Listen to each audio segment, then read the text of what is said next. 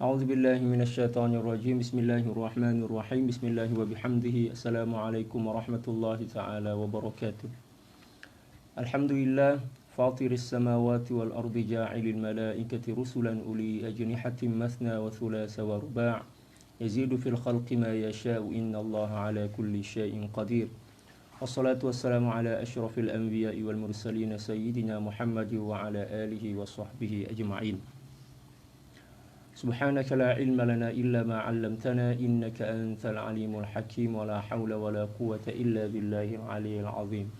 رب اشرح لي صدري ويسر لي أمري واحلل عقدة من لساني يفقه قولي. وصلى الله على سيدنا محمد وعلى آله وصحبه وسلم. الحمد لله رب العالمين. Alhamdulillah, kita kembali berjumpa dalam kajian kitab Mi'rajut Tasyawufi ila Haqa'iqit Tasawuf, karangan dari Sayyidi Al-Imam Ibnu Ajibah Al-Hasani radhiyallahu ta'ala anhu wa ardhah, wa nafa'ana Allahu bi'ulumihi wa ulumi syuyukhihi wa syuyukhina wa jami' awliya'illahi salihin fid dharain. Allahumma amin.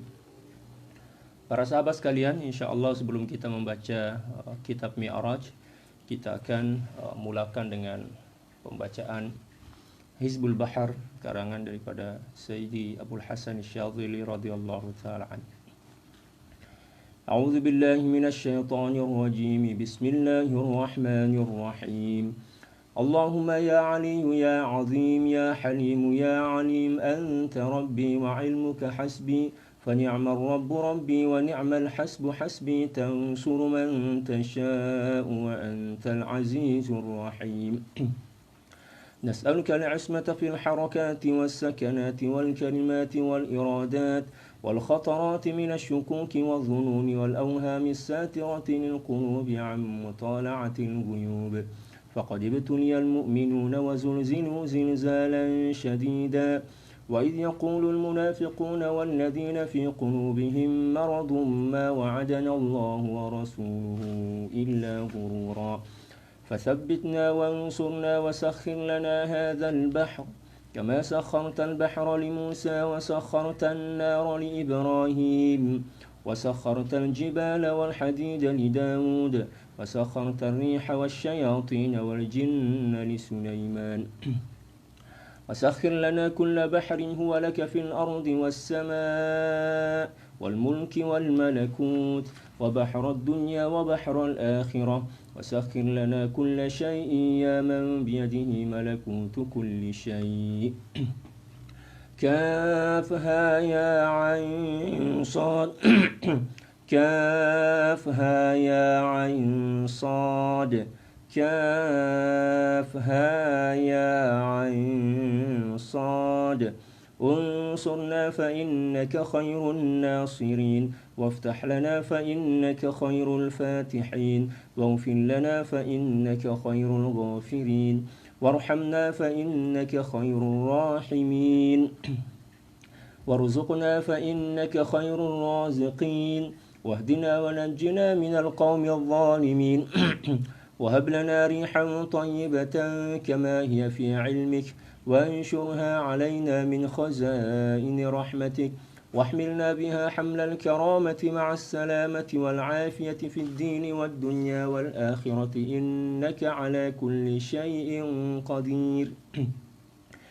اللهم يسر لنا أمورنا مع الراحة لقلوبنا وأبداننا والسلامة والعافية في ديننا ودنيانا، وكلنا صاحبا في سفرنا وخليفة في أهلنا، واطمس على وجوه أعدائنا وامسخهم على مكانتهم فلا يستطيعون المضي ولا المجيء إلينا.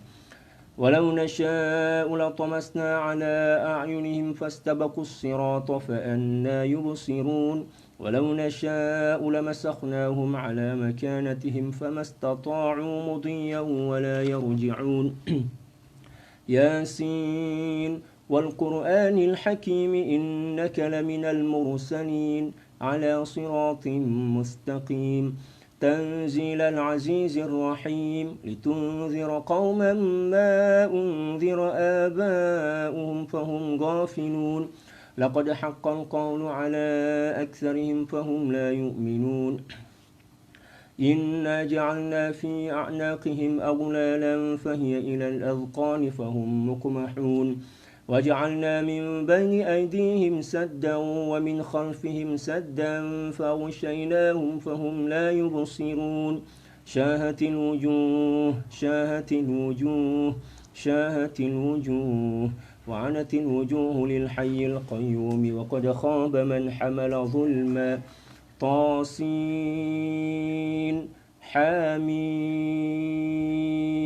عين سين قاف مرج البحرين يلتقيان بينهما برزخ لا يبغيان حاميم حاميم حاميم حاميم حاميم حاميم حاميم حم الأمر وجاء النصر فعلينا لا ينصرون حاميم تنزيل الكتاب من الله العزيز العليم غافر الذنب وقابل التوب شديد العقاب ذي الطول لا إله إلا هو إليه المصير بسم الله بابنا تبارك حيطاننا ياسين سقفنا كافها يا عين صاد كفايتنا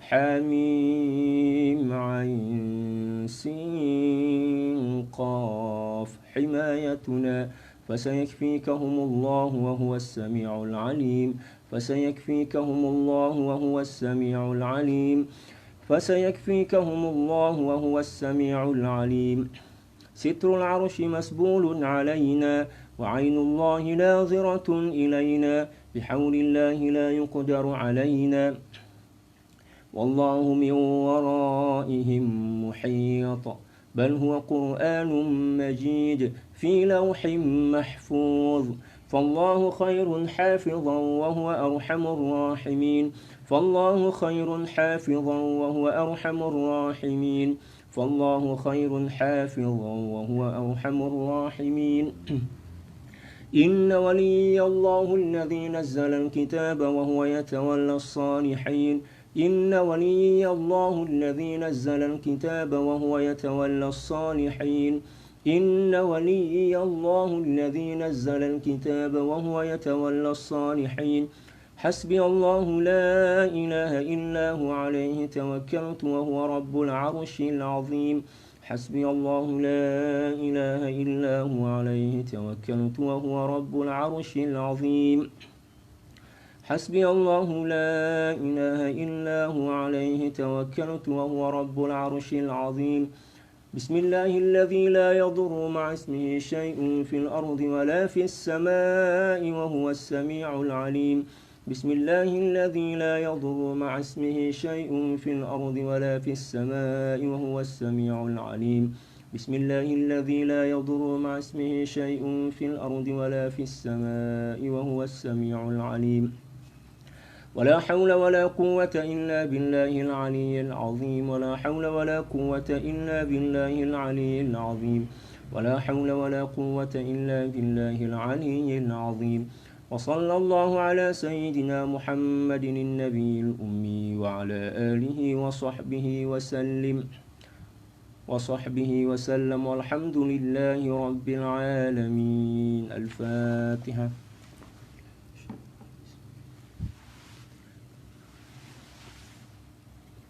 إياك نعبد وإياك نستعين اهدنا الصراط المستقيم صراط الذين mengenai Hizbul Bahar, ini adalah merupakan satu hizib atau satu doa yang banyak diamalkan oleh para ulama dengan tujuan untuk menenteramkan jiwa, demikian juga sebagai wasilah untuk mendekatkan diri kepada Allah Subhanahu wa taala, dan juga dengan Hizbul Bahar yang kita baca setiap hari itu akan menyebabkan kita mampu untuk bersabar dalam menghadapi musibah, demikian juga sebagai wasilah untuk mendapatkan kemantapan jiwa lah dalam mengharungi kehidupan ini. Dan dimanapun kita membaca Hizbul Bahri ini, seperti yang diriwayatkan oleh para ulama, insyaallah Allah Subhanahu wa taala akan menurunkan kedamaian, ketentraman, keamanan, demikian juga keselamatan dan kesejahteraan insyaallah. Oke, insyaallah kita akan mulai masuk dalam pembahasan Mi'raj, kitab Mi'raj. Dan insyaallah pada hari ini atau pagi ini kita akan membahas halaman atau muka surat 27 daripada kitab Mi'raj. A'udzu billahi minasyaitonir rajim. Bismillahirrahmanirrahim. Qala al-muallif rahimahullahu ta'ala wa nafa'ana Allahu bi'ulumihi wa 'ulumi syuyukhihi wa syuyukhina wa jami'i awliya'illahi shalihin fid dharain. Allahumma amin. Bagi para sahabat yang belum mempunyai kitab ini, para sahabat bisa download di Syekh Google. Ya, tulis saja di situ Mi'raj at-Tashawufi ila Haqa'iqit Tasawuf, karangan Sayyidi Al-Imam Ibn Ajibah radhiyallahu ta'ala an.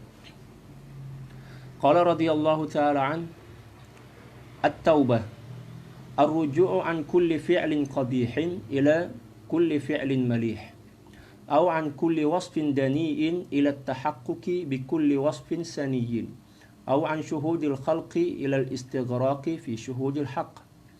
وشروطها الندم والإقلاع ونفي الإصرار.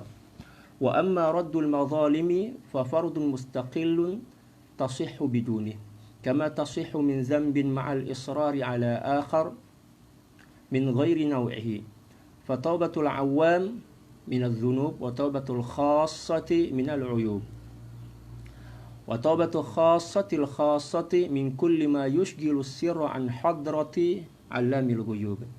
وكل المقامات تفتقر إلى التوبة، فالتوبة تفتقر إلى توبة أخرى بعد نصوحها، والخوف يفتقر إليها بحصول الأمن والاغترار والاعتزاز، والرجاء بحصول القنوط والإياس، والصبر بحصول الجزع، والزهد بخواطر الرغبة، والورع بتتبع الرخص أو خواطر الطمع، والتوكل بخواطر التدبير والاختيار والاهتمام بالرزق، والرضا والتسليم بالكراهية، والتبري عند نزول الأقدار، والمراقبة بسوء الأدب في الظاهر وخواطر السوء في الباطن، والمحاسبة بتضييع الأوقات من غير ما يتقرب إلى الحق، والمحبة بميل القلب إلى غير المحبوب، والمشاهدة بالتفات السر إلى غير المشهود، أو باشتغاله بالوقوف مع شيء من الحس وعدم زيادة الترقي في معارج الأسرار. ولذلك كان عليه الصلاة والسلام يستغفر في المجلس الواحد 70 مرة أو 100 مرة أو 100. والتوبة النصوح يجمعها 4 أشياء: الاستغفار باللسان، والإقلاع بالأبدان، وعدم الإصرار بالجنان. Bukan biljinan. Kalau jinan artinya surga, kalau janan artinya hati. ومهاجرة سيء الخلان. وقال سفيان الثوري رضي الله تعالى عنه: علامة التوبة النصوح 4: القلة والعلة والذلة والغربة. Wallahu a'lam bissawab. Pembahasan seterusnya atau selanjutnya adalah berkaitan dengan taubat. Taubat ini merupakan satu di antara istilah yang selalu atau sering kita jumpai dalam kitab-kitab tasawuf. Dan taubat ini merupakan anak tangga pertama yang wajib dilalui oleh siapapun yang ingin mendekatkan diri kepada Allah melalui jalan tasawuf. Ya, jadi taubat ini dianggap sebagai anak tangga yang pertama lah. Siapapun pasti melaluinya. Dan agar mendapatkan kesempurnaan taubat atau maqam taubat, maka kita butuh atau perlu kepada guru. Kita perlu guru yang membimbing kita tentang tata cara bertaubat yang benar. Demikian juga adab-adab dalam bertaubat, dan juga guru inilah yang akan membimbing kita mendampingi kita untuk tidak terjebak dengan cobaan-cobaan, demikian juga ujian-ujian yang boleh menyebabkan kita terjatuh ya, ketika sedang melalui proses menuju kepada kesempurnaan taubat. Jadi setiap makom yang kita lalui dalam perjalanan rohani kita menuju kepada Allah Subhanahu wa taala untuk mengenal, demikian juga untuk menyaksikan serta untuk mencintai Allah Subhanahu wa taala sepenuh hati dan jiwa kita, kita perlu pada bimbingan seorang guru untuk menyelamatkan kita, untuk mendampingi kita agar setiap maqamat atau apa ya istilah dalam bahasa Indonesia itu diistilahkan dengan terminal hati lah istilahnya ya. Setiap maqamat yang kita lalui itu kita mampu melaluinya dengan sempurna. Di antaranya adalah maqamut taubah. Ketika kita mulai memasuki maqam taubat atau mengenal ya maqam taubat, di situ banyak sekali ujiannya, cukup banyak ujiannya. Di antara ujian yang biasa melanda atau menimpa seseorang yang bertaubat tanpa bimbingan seorang guru adalah keputusasaan. Apatah lagi kalau seandainya seorang itu sebelum mengenal atau sebelum melalui perjalanan kerohanian ini mempunyai masa lalu yang hitam dan kelam, dan ketika dia ingin bertobat kepada Allah Subhanahu wa taala atau sedang melalui proses taubat kepada Allah Subhanahu wa taala tanpa bimbingan seorang mursyid, maka pada suatu ketika nanti dia akan dibayang-bayangi oleh rasa takut, demikian juga rasa takut dan rasa menyesal yang berlebihan, sehingga boleh menyebabkan seorang itu berputus asa ya, kepada Allah Subhanahu wa taala. Dan itu terbukti ya, dulu waktu kami masih nyantira kuliah di Al-Azhar ya, ada seorang perempuan dari Indonesia yang pada saat itu juga kuliah di Azhar. Kuliah artinya belajar ya. Mungkin perempuan ini atau perempuan itu mempunyai masa lalu yang kelam ketika masih di Indonesia. Biasalah manusia pasti mempunyai masa lalu yang suram dan kelam. Tidak ada seorang pun yang kehidupannya itu senantiasa bersih, senantiasa taat kepada Allah Subhanahu wa taala. Pasti ada masa-masa tertentu di mana seseorang itu terjebak dan terjerembab dalam dosa dan maksiat.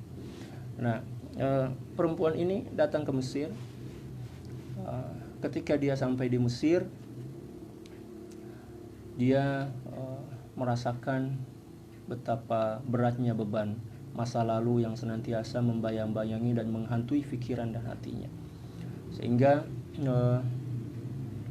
dia bertaubat, menyesal ya, demikian juga berusaha untuk memperbaiki dirinya. Akan tetapi karena disebabkan dia tidak mempunyai seorang pembimbing dan guru, dia menghabiskan waktu dengan membaca kitab-kitab yang menjelaskan dan menerangkan tentang bagaimana cara seorang hamba bertobat, demikian juga adab-adabnya, demikian juga apa yang perlu dilakukan sehingga seorang itu benar-benar bisa melalui proses taubat dengan sempurna.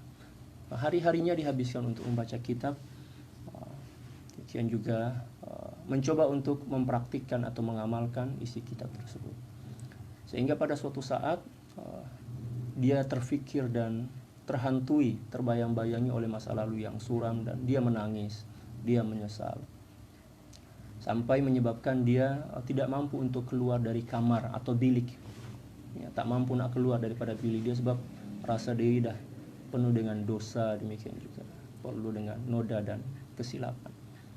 Dan pada akhirnya makan pun dia tak ada selera lah untuk makan.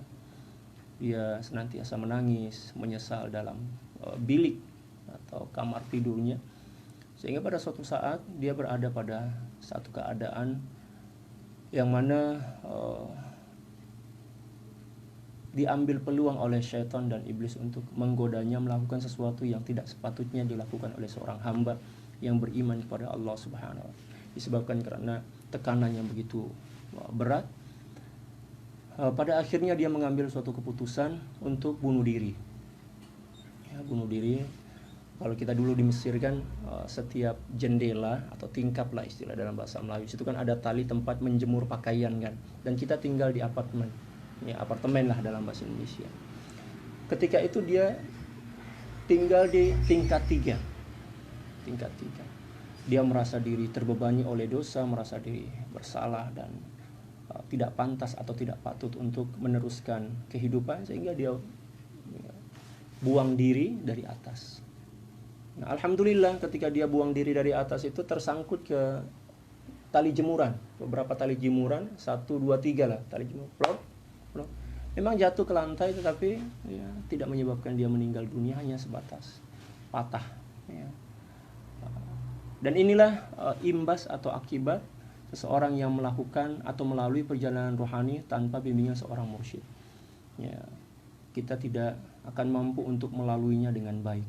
Oleh karena itu, untuk melalui perjalanan kerohanian ini, yang terpenting pada awalnya adalah kita perlu untuk mencari guru. Apabila kita telah berjumpa dengan guru, maka insya Allah guru itulah yang akan mempersingkat, mengajarkan kepada kita tentang jalan yang terbaik, demikian juga yang teraman, serta yang paling singkat untuk melalui setiap maqamat kerohanian yang akan pada akhirnya akan menghantarkan kita kepada kesempurnaan tauhid dan ma'rifah kepada Allah Subhanahu wa taala. Dan taubat ini hukumnya wajib. Hukumnya wajib. Bahkan di dalam Al-Qur'an Allah Subhanahu wa taala banyak menyebutkan perintah tentang bertaubat. Di antaranya adalah Allah Subhanahu wa taala berfirman, "Ya ayyuhalladzina amanu tubu ilallahi taubatan nasuha." Wahai orang-orang yang beriman, senantiasa dan segeralah. Senantiasa dan segera ya. Senantiasa dan segeralah kamu bertaubat kepada Allah Subhanahu wa taala dengan sebenar-benar taubat. Dan insyaallah dalam kitab ini beliau akan menjelaskan tentang beberapa syarat taubatan nasuha. Demikian juga dari hadis baginda Rasulullah sallallahu alaihi wasallam banyak memerintahkan kita untuk senantiasa bertaubat dan menjaga hati kita untuk tidak tercemari oleh dosa-dosa dan maksiat. Di antara hadis yang disebutkan oleh baginda Rasulullah sallallahu alaihi wasallam yang diriwayatkan oleh Al-Imam Tirmizi, demikian juga imam-imam yang lain, baginda Rasulullah sallallahu alaihi wasallam bersabda, kama qala sallallahu alaihi wasallam, "Ayuhan nas, tubu ilallahi wastaghfiru fa inni atubu ilallahi wa astaghfiru fil yaumi wal lailati mi'ata marrah." Wahai orang-orang yang beriman, wahai para manusia, senantiasa dan segeralah kalian bertaubat dan memohon keampunan kepada Allah Subhanahu wa taala, karena sungguhnya saya, kata baginda Rasulullah, beliau adalah seorang nabi dan rasul yang tidak mempunyai cacat, yang tidak mempunyai dosa. Fa inni atubu ilallahi wa astaghfiru fil yaumi wal lailati mi'ata marrah. Saya sungguhnya, kata baginda Rasulullah sallallahu alaihi wasallam, senantiasa bertaubat dan memohon keampunan ke atas Allah, kepada Allah Subhanahu wa taala tak kurang daripada 100 kali dalam sehari semalam. Ini seorang nabi yang tak ada dosa dan maksiat. Macam mana pula dengan kita yang senantiasa bergelimang dosa, maksiat, kesilapan, kelalaian. Maka kita adalah orang yang paling wajib untuk bertaubat kepada Allah Subhanahu wa taala. Dan sebesar apapun, sebanyak apapun dosa-dosa kita, apabila kita mempunyai niat yang ikhlas dan kejujuran hati untuk kembali kepada Allah Subhanahu wa taala melalui jalan taubat, maka insyaallah Allah Subhanahu wa taala akan menerima taubat kita. Baginda Rasulullah sallallahu alaihi wasallam bersabda, kama qala sallallahu alaihi wasallam, "At-taibu minadz-dzambi kaman la dzambalah." Seseorang yang senantiasa bertobat atas dosa-dosa dan maksiatnya, maka dikira macam orang yang tak mempunyai dosa dan noda. Seakan-akanlah macam itu. Dan tak seorang pun di antara kita yang terbebas daripada dosa dan kesilapan, kecuali para nabi dan rasul, demikian juga para malaikat. Adapun kita sebagai manusia biasa, maka kita akan senantiasa dibayang-bayangi oleh dosa. Malah dosa itu adalah merupakan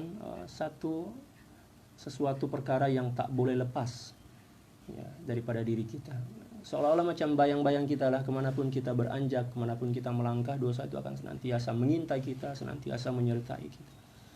Oleh karena itu baginda Rasulullah sallallahu alaihi wasallam telah menjelaskan dalam beberapa hadis tentang bahwa dosa itu akan senantiasa melekat pada setiap manusia, ya, manusia biasa macam kita lah. Baginda Rasulullah SAW bersabda, kullu bani Adam khata' wa khairul khata'in at-tawwabun. Seluruh anak cucu Nabi Adam akan senantiasa melakukan dosa, menggunakan kata khata'. Khata' itu ya apa ya, isim fa'il, mubalaghah istilahnya ya, khata', yang menjelaskan tentang bahwa seorang itu akan senantiasa berulang ya melakukan dosa. Dan sebaik-baik manusia bukanlah orang yang tak pernah melakukan dosa, sebab kita bukan nabi dan rasul. Akan tetapi sebaik-baik manusia adalah seseorang yang apabila telah terlanjur melakukan dosa, dia segera bertaubat kepada Allah Subhanahu wa taala. Dan manusia ini tempatnya salah dan silap, ya, serta lupalah sesuai dengan nama kita, wa ma summiyal insanu insanan illa linisyanihi au linisihi. Tidaklah manusia itu dipanggil manusia kecuali disebabkan karena memang ada satu sifat yang senantiasa melekat pada dirinya, yaitu sifat lupa. Dan baginda Rasulullah SAW juga telah menerangkan, ya, al-insan mahallul khata'i wan nisyan. Manusia itu adalah makhluk yang tidak pernah lepas daripada kesilapan dan lalai daripada Allah Subhanahu wa taala. Lupalah, lalai, lupa.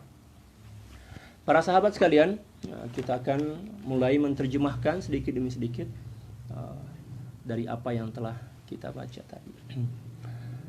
Seterusnya kata beliau, at-taubah. Taubat ialah kembali daripada segala perbuatan yang buruk menuju kepada segala perbuatan yang baik. Itu taubat.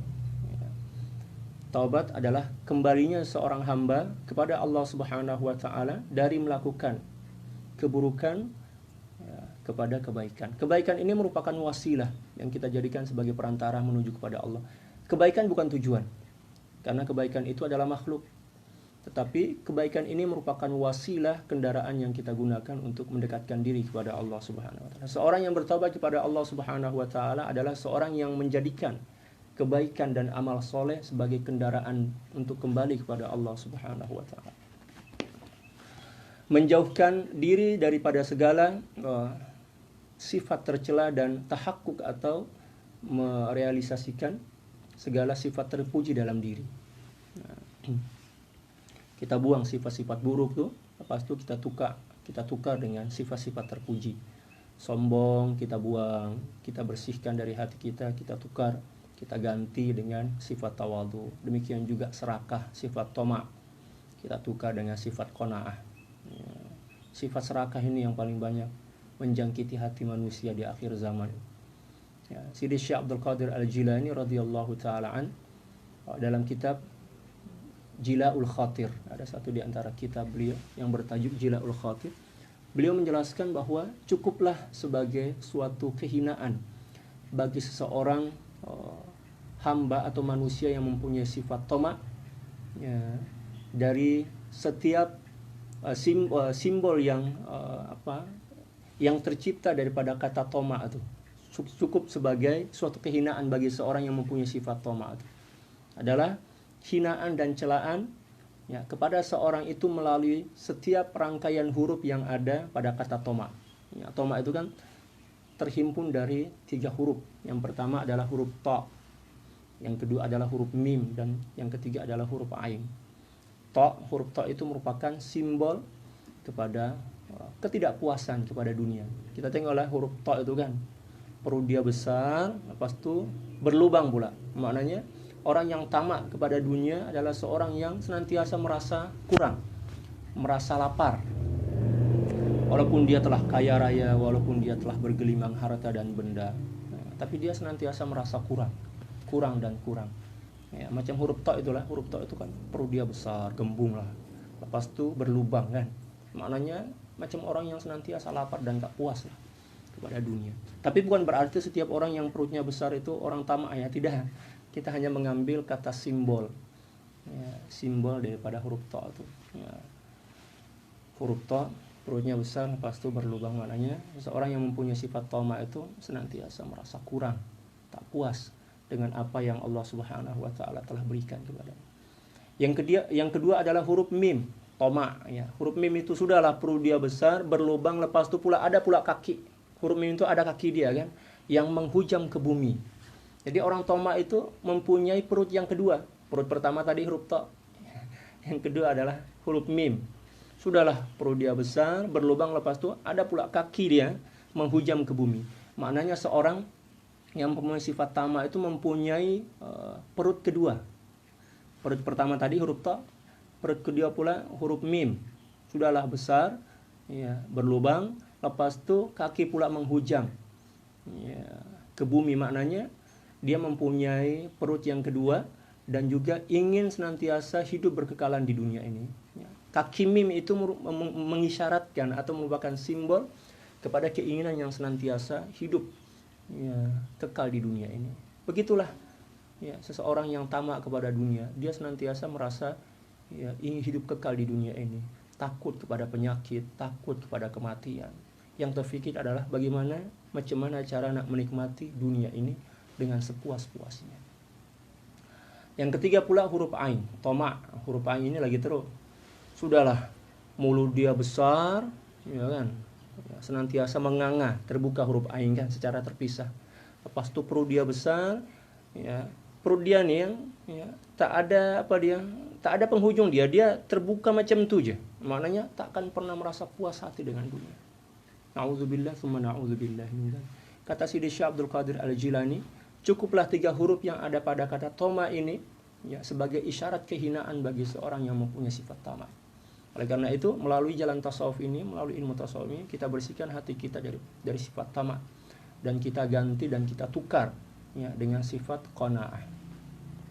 Merasa cukup dengan apa yang menjadi ketetapan Allah Subhanahu wa taala. Allah bagi rezeki kepada kita, gaji misalkan, ya, 1.000, 2.000 ringgit tiap-tiap bulan, maka alhamdulillah kita terimalah, ya, dengan ikhlas, kita terima dengan rasa syukur, qanaah, ya, kepada ketetapan Allah Subhanahu wa taala. Maka sifat qanaah inilah yang nantinya akan menyebabkan hati kita ini tentram, ya, selamat. Demikian juga menyebabkan hati kita tenang. Adapun seorang yang mempunyai sifat tamak, Allah, hidup dia tidak akan pernah damai, hidup dia tidak akan pernah tentram. Dia senantiasa risau, dia senantiasa khawatir, dia senantiasa senantiasa merasa hidup tak tenang lah, macam itu. Terfikir dunia aja, itu aja. Ya. Buka mata, ya, bangun tidur buka mata terfikir kereta, terfikir duit, terfikir niaga dia. Demikian juga, ya, sebelum tidur tuh itu jangan terfikir. Sampailah dunia, pikiran tentang dunia itu hamun atau beban, pikiran tentang dunia itu dibawa sampai tidur. Na'udzubillah. Itu bukanlah akhlak yang diajarkan oleh baginda Rasulullah SAW. Adapun akhlak yang diajarkan oleh baginda Rasulullah SAW, ya, sebelum tidur itu berwuduklah, ya, beristighfar, bermuhasabah. Setelah itu kita tidur dalam keadaan berzikir. Demikian juga berdoa. Nah, ketika mana kita bangun daripada tidur, seketika itu juga kita diajarkan oleh baginda Rasulullah SAW untuk bangkit dengan kesyukuran. Alhamdulillahilladzi ahyana ba'dama amatana wa ilaihin nusyur. Demikian juga sebelum kita tidur, ya, bismikallahumma ahya wa bismika amut, atau bismikallahumma ahya wa amut. Ada beberapa riwayat yang berbeda. Para sahabat sekalian, itulah penerangan ringkas tentang taubat. Ataupun menjauhkan diri daripada menyaksikan di dalam hati kepada makhluk menuju kepada, ya, penenggelaman jiwa dalam menyaksikan al-haq. Ini adalah merupakan peringkat ketiga daripada taubat. Ya, hati kita senantiasa mengingat makhluk, itu dikira sebagai dosa pada peringkat ketiga ini. Ya, para aulia ketika mana hati mereka berpaling daripada Allah walaupun sekejap, itu dah dikira sebagai suatu dosa yang perlu dipohonkan taubat kepada Allah Subhanahu wa taala. Dipohonkan keampunan kepada Allah Subhanahu wa taala. Bagi para aulia lah, kalau kita ini, ya, orang biasa, lalai daripada Allah Subhanahu wa taala, tak dikira sebagai dosa yang besar pun. Adapun di kalangan para aulia, lalai daripada Allah Subhanahu wa taala dah dikira sebagai dosa besar lah. Ya, dikira sebagai dosa besar. Oleh sebab itu kita kena jaga hati kita untuk tidak terlalu tenggelam, ya, dalam mengingati makhluk. Ya. Sebab banyak-banyak mengingati makhluk adalah ya, racun yang boleh menghancurkan dan merosakkan jiwa kita, seperti mana yang disampaikan oleh guru besar kami Maulana Syekh Yusuf Al-Hasani radhiyallahu taala. Beliau mengajak kepada kita untuk tidak terlalu banyak mengingati makhluk. Kita lupakanlah makhluk itu. Sebab tujuan hidup kita bukan makhluk, tujuan hidup kita adalah untuk mengabdi dan beribadah kepada Allah Subhanahu wa taala. Penyaksian terhadap makhluk dalam hati kita, ketika mana hati kita masih lagi terbayang-bayangi oleh bayangan makhluk, itu bermakna bahwa taubat kita belum lagi sampai kepada kemuncak daripada maqam taubat itu. Nanti bila mana seorang telah sampai kepada tahap yang mana dia telah mampu melupakan makhluk 100% untuk hanya mengingati Allah Subhanahu wa taala, menyaksikan kebesaran Allah Subhanahu wa taala, bermusyahadah kepada Allah Subhanahu wa taala, barulah maqam taubat itu dikira sebagai maqam yang telah sempurna. Seterusnya beliau menjelaskan tentang syarat-syarat taubat. Yang pertama, menyesali ya, atau penyesalan dari dosa. Kita kena menyesal ketika mana kita bertobat. Untuk menimbulkan penyesalan dalam bertobat ini, pada mulanya kita diajarkan dan diperintahkan untuk mengingat semula dosa-dosa yang telah kita lakukan. Demikian juga menyadari betapa murka dan marahnya Allah Subhanahu wa taala ketika mana seorang hamba melakukan dosa, sehingga akan membangkitkan rasa penyesalan kita, an-nadam, rasa penyesalan kita. Tetapi bila mana penyesalan ini terlalu melampau sangatlah, atau terlalu berlebihan, boleh menyebabkan keputusasaan. Itulah mengapa kita perlu kepada guru yang mengajari kita, membimbing kita dalam melakukan taubat. Yang kedua adalah berhenti dari melakukan dosa, al-iqla', berhenti daripada melakukan dosa. Tak cukup setakat menyesal dia, tapi selepas itu kembali pula melakukan dosa serupa seperti mana yang telah dilakukan sebelum itu. Maknanya dia tak jujur lah dalam melakukan taubat kepada Allah Subhanahu. Taubat yang diinginkan oleh Allah Subhanahu wa taala daripada hati seorang hamba adalah taubatan nasuha. Bukan taubat sambal lah. Di Indonesia itu ada dipanggil istilah dia taubat sambal, macam orang yang makan sambal lah kan. Ya, mungkin saat dia masuk kedai, pas itu ada ikan bakar, makan ikan bakar misalkan, sambal pula, masya Allah, selera makan dia luar biasa, makan. Bila mana dah makan terlalu banyak sambal, dah perut dia sakit, lepas itu pedas pula. Mungkin pada masa itu dia cakap dah jerah dah nak makan sambal, iyalah pada masa itu. Tapi bila mana dia balik rumah, tengok ke atas meja itu ada ya, sambal, ada ikan bakar misalkan, ada sambal, mestilah dia makan. Itu dipanggil taubat sambal. Yang diinginkan oleh Allah Subhanahu wa taala adalah taubatan nasuha. Ya ayyuhalladzina amanu tubu ilallahi taubatan nasuha. Ya. Dan taubat serta istighfar bukan setakat di bibir sahaja, kena masuk ke dalam hati kita. Sebab taubat ataupun istighfar yang setakat di bibir atau di lisan sahaja, itu dikira sebagai suatu kesilapan yang perlu kita taubatkan dan istighfarkan semula. Itu bagi para aulia lah. Adapun bagi kita ini ya, dikira oke lah tuh, janji lisan kita senantiasa memohon kepada Allah Subhanahu wa taala. Ya, pada permulaannya macam itu. Siti Rabi'atul Adawiyah radhiyallahu taala an pernah berkata, istighfaruna hadza yahtaju ila istighfarin katsir. Istighfar kami semacam ini, maknanya istighfar yang setakat lisan, itu perlu diistighfarkan semula. Ya. Sebab istighfar setakat lisan ini dikira sebagai istighfar tipu-tipu lah, bohong, berdusta. Bagi para aulia dikira sebagai dosa, adapun kita ini ya, dimaafkanlah oleh Allah Subhanahu wa taala. Yang ketiga, tidak tenggelam dalam melakukan maksiat.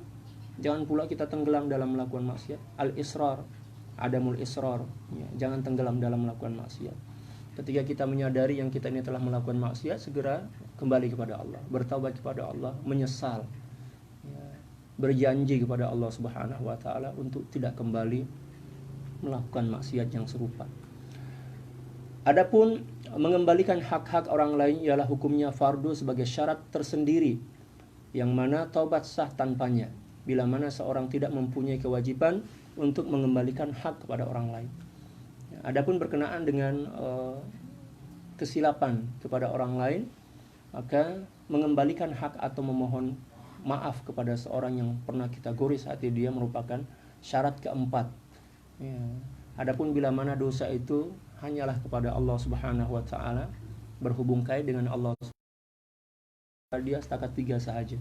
Yang pertama adalah penyesalan, yang kedua adalah berhenti daripada melakukan dosa, dan yang ketiga tidak tenggelam dalam melakukan dosa. Adapun berkenaan dengan hak-hak sesama hamba atau manusia, maka syarat keempat yang perlu kita lakukan adalah mengembalikan hak-hak orang lain yang pernah kita ambil, atau meminta maaflah kepada seseorang atau orang-orang yang pernah kita gores dan sakiti hati dia. Adapun bila mana ada hak yang wajib dikembalikan, maka perkara ini juga menjadi syarat sahnya taubat. Sebagaimana taubat dari suatu dosa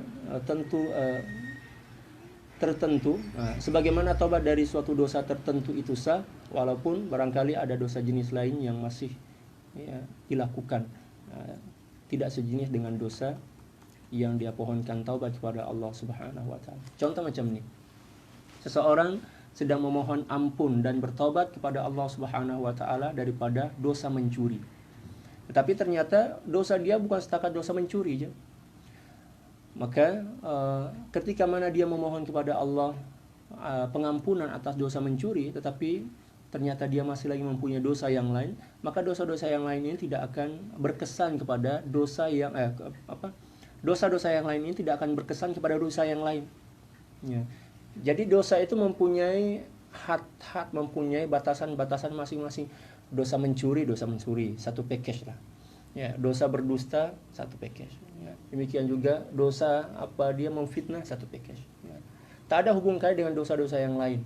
Maknanya ketika mana seseorang sedang memohon keampunan kepada Allah Subhanahu wa taala atas dosa mencuri, walaupun dia masih lagi mempunyai dosa yang lain, maka dosa-dosa yang lain ini tidak boleh membatalkan permohonan keampunan dan taubat atas dosa mencuri ini.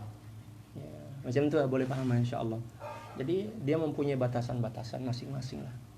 Ya, seperti itu. Jadi dosa, satu package dosa ini tidak akan berkesan kepada dosa yang lain ketika mana seorang bertaubat. Adapun kesan dia kepada hati yang memang berkesan. Ini kita sedang berbicara tentang batasan-batasan masing-masing dosa. Macam itu. Oke, di sini seterusnya beliau menjelaskan tentang peringkat-peringkat taubat dalam Islam. Yang pertama adalah taubat golongan awam, yaitu taubat daripada dosa dan maksiat. Ini taubat orang awam. Dia fokus kepada pembersihan jiwa daripada dosa dan kesilapan, maksiat. Itulah yang sedang dilakukan oleh dirinya ketika mana dia bertobat kepada Allah. Memohon kepada Allah agar seluruh dosa dan maksiat yang pernah dilakukannya diampunkan oleh Allah Subhanahu wa taala. Itu peringkat pertama. Tapi ketika mana seorang telah melakukannya dengan baik, bukan bermakna dia telah pun sampai kepada kesempurnaan maqam taubat.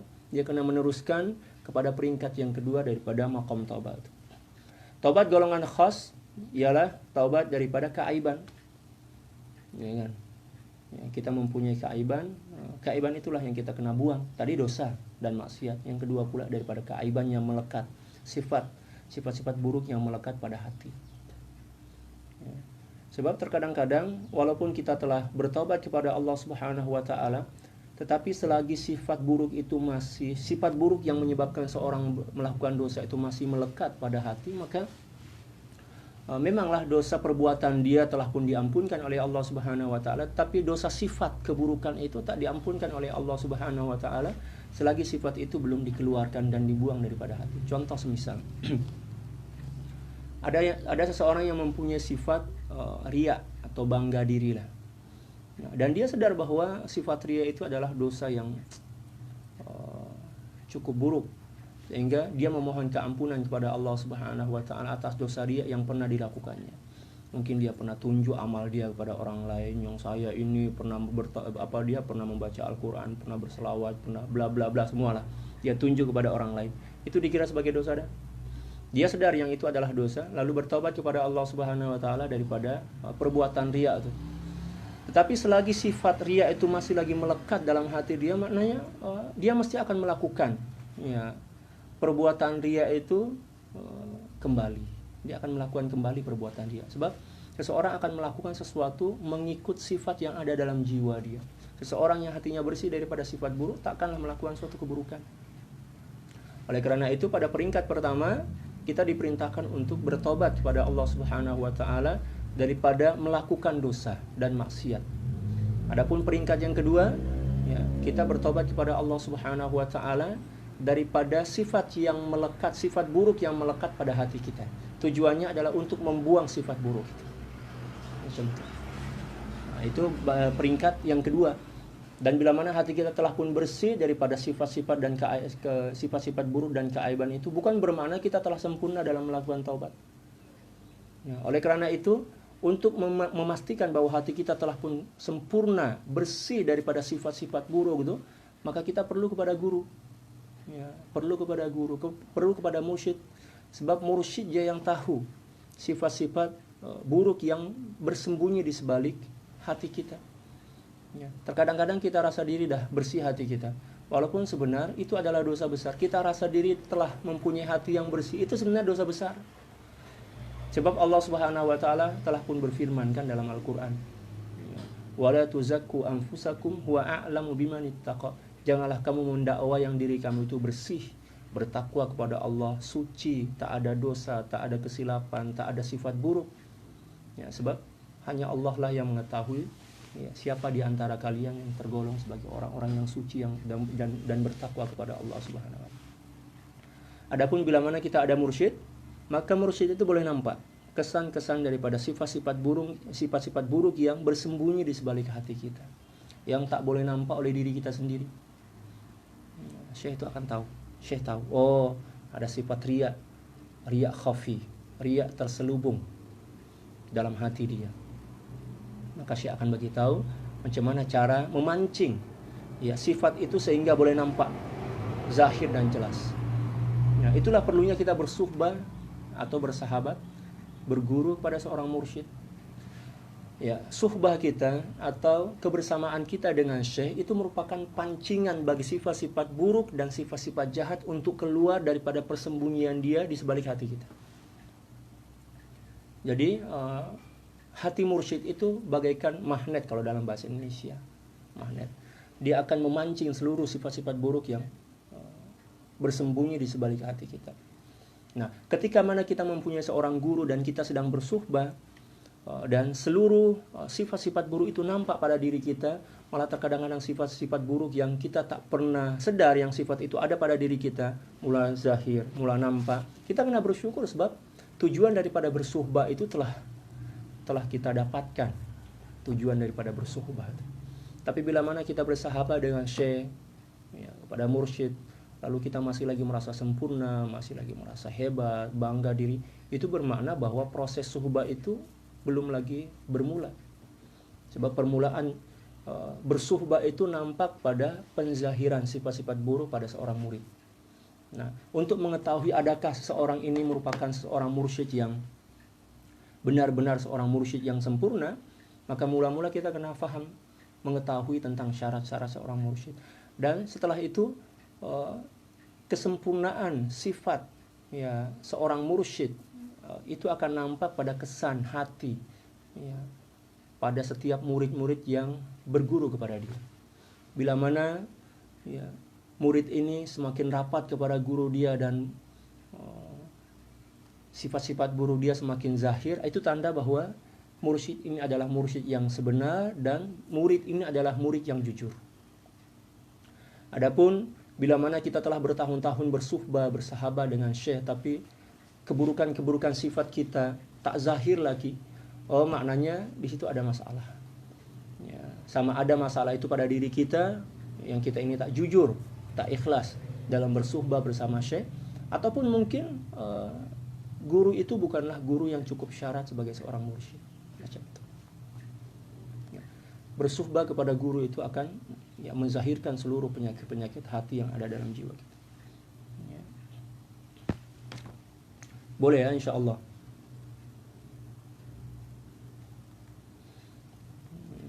Mana pula tadi?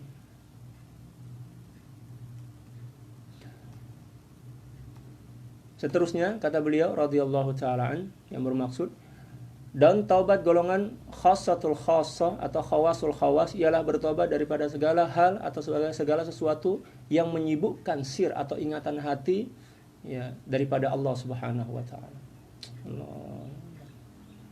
Ingatan ya, hati kepada makhluk itu dikira sebagai dosa yang perlu diistighfarkan. Itu bagi para aulia lah, golongan khawasul khawas. Hati dia berpaling mengingat makhluk sekejap aja udah dikira sebagai dosa dah tuh. Segera bertaubat kepada Allah Subhanahu wa taala. Bagi para aulia, kalau kita memang rasa seronok lah ya, dalam kelalaian berpaling daripada Allah. Malah terkadang-kadang ada separuh kita yang saja buat benda yang menyebabkan hati kita lalai. Allah. Setiap taubat perlu kepada taubat baru sampai benar-benar terwujud taubat nasuha yang sebenar-benarnya dengan menunaikan syarat-syaratnya. Setiap taubat itu perlu pada taubat yang baru. Terkadang-kadang setelah kita melakukan taubat, ya, kita tunaikan seluruh syarat-syarat taubat itu, kita rasa diri, hati saya dah bersih dah nih, dah suci dah. Rasa diri dah sempurna dalam melakukan taubat. Itu perlu kita taubatkan sempurna. Perlu kita taubatkan semula. Jadi taubat kita itu perlu kita taubatkan. Setiap selepas kita melakukan taubat, kita perlu melakukan taubat untuk membersihkan amalan taubat kita agar tidak tercemari oleh rasa bangga diri, rasa diri suci dan bersih. Macam itu. Setiap taubat perlu kepada taubat. Sebab taubat itu merupakan satu kemuliaan, satu anugerah ya, daripada Allah Subhanahu wa taala yang kita kena jaga kebersihan dan kemurnian dia. Cara menjaga kebersihan dan kemurnian anugerah yang bernama taubat ini adalah dengan senantiasa bertaubat kepada Allah Subhanahu wa taala. Setelah melakukan taubat, kita bertaubat lagi, agar taubat kita itu diterima oleh Allah Subhanahu wa taala dan dijaga daripada rasa diri yang kita ini telah pun bersih dan suci daripada dosa. Terkadang kan setelah kita bertaubat ada rasa seronok dalam hati kan. Alhamdulillah dah berjaya bertaubat kepada Allah dah. Saya dah baca istighfar dan taubat ini 100 kali. Terlintas ya, dalam hati dan pikiran kita, alhamdulillah. Damainya hatiku, tentramnya jiwaku. Bersih dah hati saya ini, agaknya bersih dah. Itu tanda bahwa taubat kita belum lagi sempurna. Perlu kita taubatkan semula. Taubat itu perlu kita taubatkan semula agar terjaga dan terpelihara kesucian, ya, demikian juga kemurnian dia. Dan ini perlu kepada guru. Guru akan bagi tahu kepada kita. Guru akan bagi isyarat kepada kita kalau sekiranya taubat kita itu belum sempurna. Dia tidak akan mengajak kita menuju kepada makom yang lain sebelum ya, makom taubat itu sempurna pada diri kita. Adapun seseorang yang tidak mempunyai guru ketika mana dia bertobat kepada Allah Subhanahu wa taala, ya, belum lagi taubat itu bermula, terkadang-kadang dia dah merasa diri yang dia itu telah sempurna dalam melakukan taubat, dan itu adalah satu gurur. Itu merupakan satu di antara tipuan nafsu yang ingin agar kita berhenti daripada melakukan taubat. Na'udzubillah summa na'udzubillah min dzalik. Allahu akbar. Demikian juga ya maqamul khauf ya, atau takut perlu kepada taubat ketika muncul rasa aman dan ya, besar atau bangga diri. Ya, ketika mana rasa bangga dan rasa aman dalam hati kita muncul, maka untuk pergi kepada maqam khauf kan, ya, kita perlu pada taubat. Taubat ini merupakan kendaraan bagi hati kita menuju kepada maqamul khauf. Ketika mana dalam hati kita melintas rasa bangga dan rasa aman. Ya, rasa tentram bersama makhluk. Itu dosa kan? Bangga diri, merasa aman.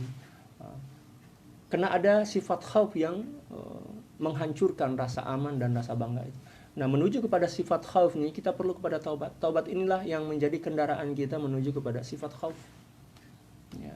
Demikian juga ya, ar-raja perlu kepada taubat ketika muncul sifat putus asa dan putus harapan.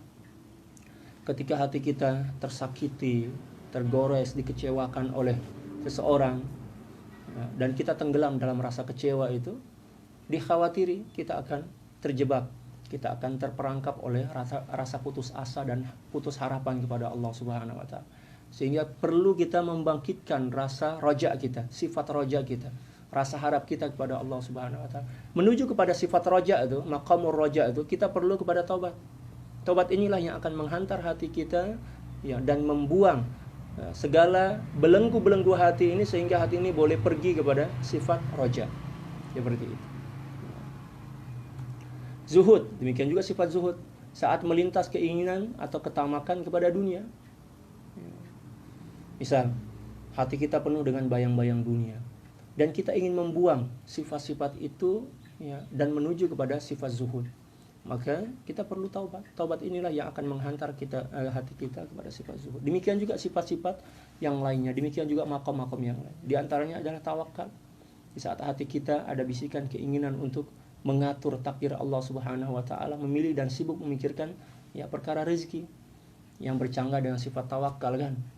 Nah, menuju kepada sifat tawakal itu kendaraan dia adalah taubat kepada Allah Subhanahu wa taala. Seterusnya muraqabah, memerlukan taubat ya, dari adab zahir yang tidak baik dan melintasnya lintasan jahat dalam hati. Ketika hati kita bermuraqabah kepada Allah Subhanahu wa taala, untuk mendapatkan muraqabah yang sempurna, maka kita perlu kepada taubat. Ya, demikian juga muhasabah, dari menyia-nyiakan atau mensia-siakan waktu dengan perkara-perkara ya, yang tidak elok atau tidak mendekatkan hati kita kepada Allah Subhanahu wa taala. Demikian juga mahabbah, daripada kecenderungan hati kepada selain kekasih, yaitu Allah Subhanahu wa taala.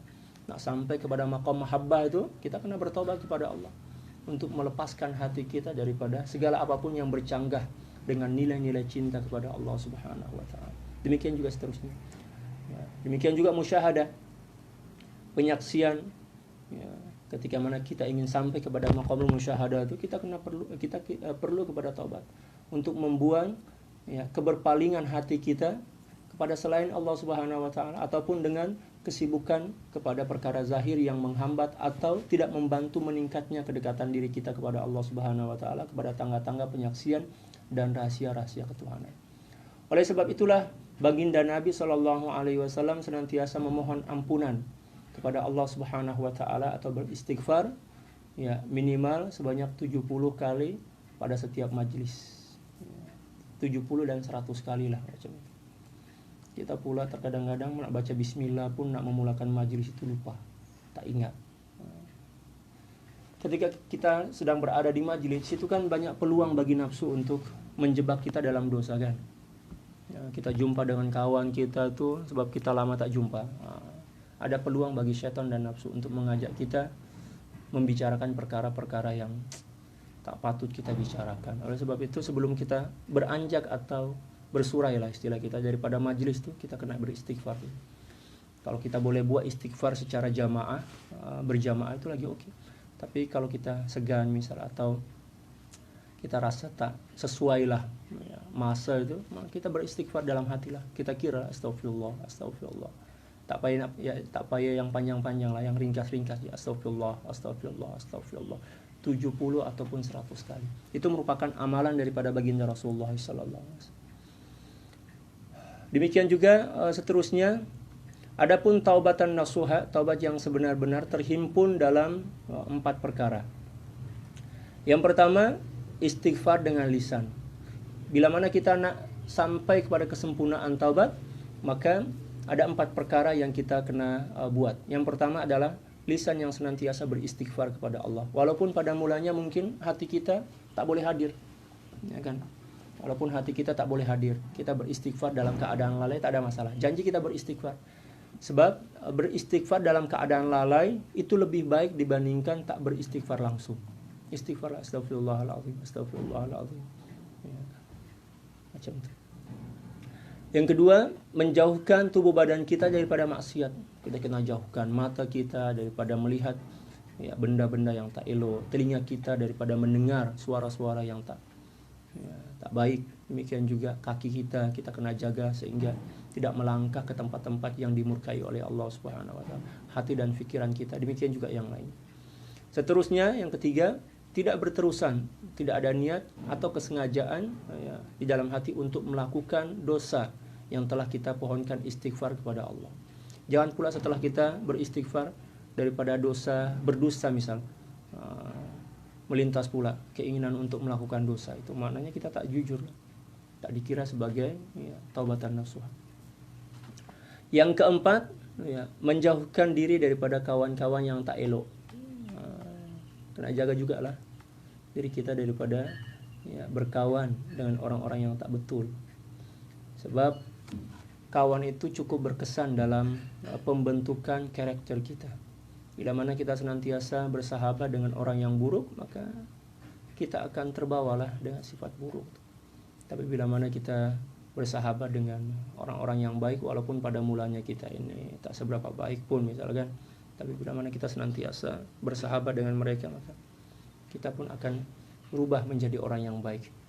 Sebab ada pepatah Arab yang mengatakan, kata para ulama berkata, man jalasa janasa, seseorang yang senantiasa bersahabat atau bersama seseorang, maka dia akan menjadi sejenis kepada seseorang itu. Bila mana kita bersahabat dengan pelawak, maka kita akan menjadi pelawak.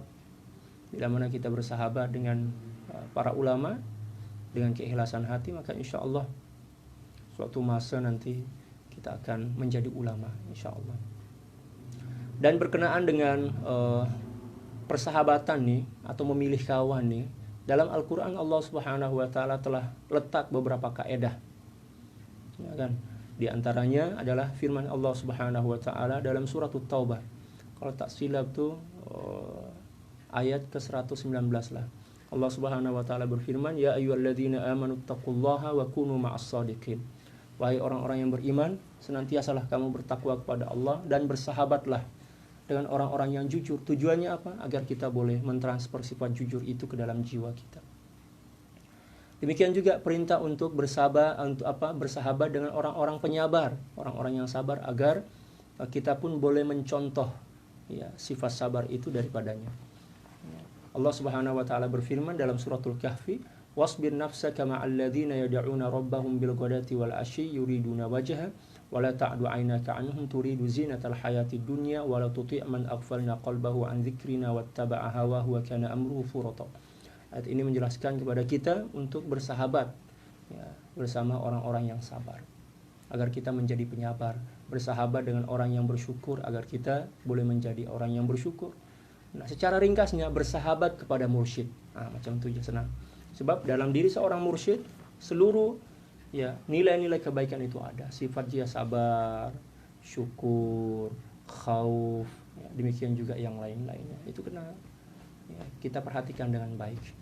Adapun bila mana kita bersahabat dengan seorang yang jahat, suatu masa nanti mungkin kita lagi jahat dibandingkan dia. Na'udzubillah, summa na'udzubillah. Dan itu banyak berlaku kan dalam kehidupan kita. Nampaklah kita pernah jumpa mungkin orang yang pada mulanya elok, rajin sholat, berpuasa, jaga diri daripada maksiat, tetapi bila mana dia dah mula kenal dengan seorang yang jahat tuh, sholat dah tak jaga dah. Demikian juga tak berzakat, tak berpuasa, na'udzubillah. Itu disebabkan karena kesan daripada perkawanan atau persahabatan.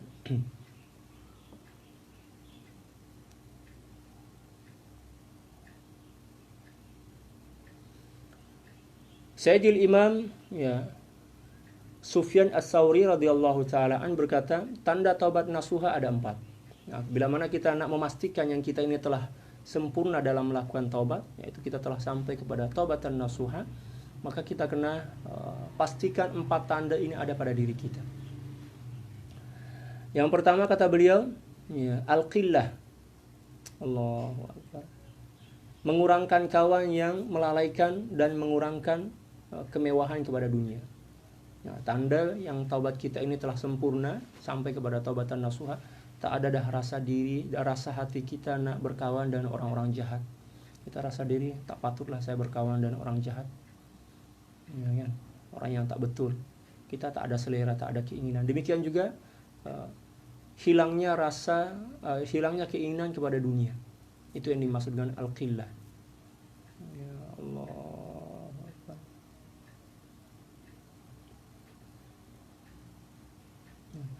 Dan ketika mana kita menjauhkan diri daripada orang lain, jangan pula kita rasa diri kita ini lebih mulia dibandingkan orang yang kita jauhi itu.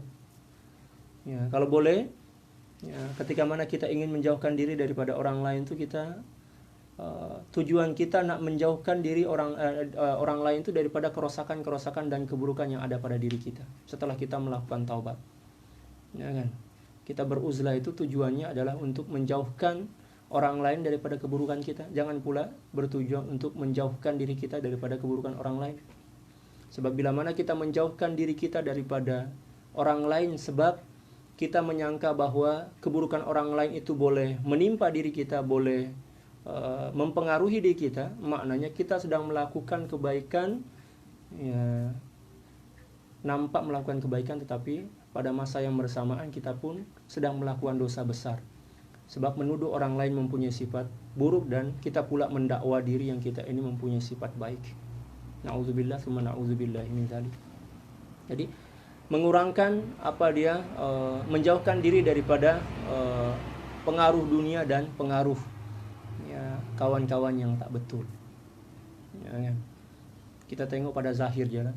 Kalau misal ada orang yang suka minum khamar misal, kita jauhkanlah diri kita. Ya. Sebab nak jauhkan daripada sifat tu, bukan nak jauhkan diri daripada orang tu, daripada sifat itulah. Kita nak jauhkan diri daripada sifat. Tapi jangan pula saat kita menjauhkan diri daripada sifat buruk daripada seorang itu, kita mendakwa yang diri kita ini lebih suci dan lebih baik dibandingkan diri dia. Ya, macam tu kan? Boleh faham dah tu insya-Allah. Yang kedua, minal illah. Allah. Menjauhkan diri, senantiasa menjauhkan diri daripada Allah, daripada sifat-sifat buruk. Selalu merasa penuh dengan kekurangan dan keaiban. Ya, itu tanda yang seorang itu telah sampai kepada kesempurnaan taubat. Setelah dia bertaubat, dia senantiasa merasa diri, oh saya ini hina, saya ini jahat, saya ini jahil, saya ini kerdil di hadapan Allah. Orang lain lagi mulia dibandingkan diri saya. Itu tanda yang kita telah sampai kepada taubatan nasuha. Adapun bila mana setelah kita bertobat kita merasa diri lebih mulia dibandingkan orang lain yang mungkin pada zahirnya belum lagi melakukan taubat, maknanya kita masih lagi terjebak oleh dosa-dosa besar lah, sifat-sifat buruk. Na'udzubillah tsumma na'udzubillah min dzalik. Seterusnya kata beliau, azillah, senantiasa merasa hina, ya, merasa kerdil di hadapan Allah Subhanahu wa taala.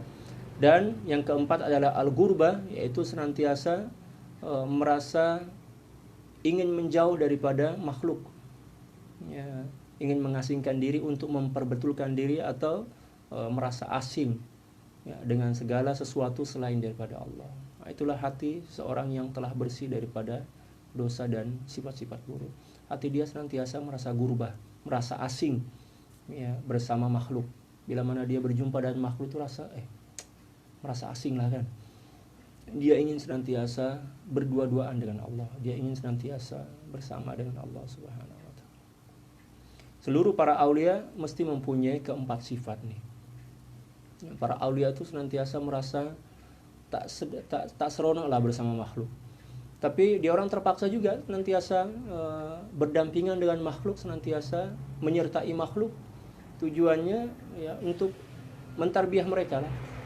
Sebab mereka mempunyai tugas daripada Allah Subhanahu wa taala untuk mengajak manusia menuju kepada Allah Subhanahu wa taala. Maknanya dia terpaksa juga banyak bergaul dengan manusia.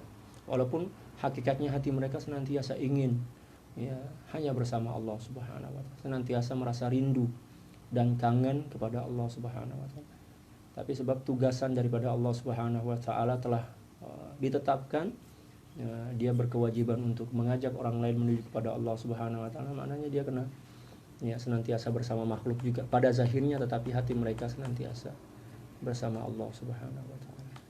Seterusnya al-inabah. Ya. Wallahu a'lam bissawab. Cukup deh, ya. Cukuplah untuk sementara. Insyaallah nanti kita sambung balik. Insyaallah.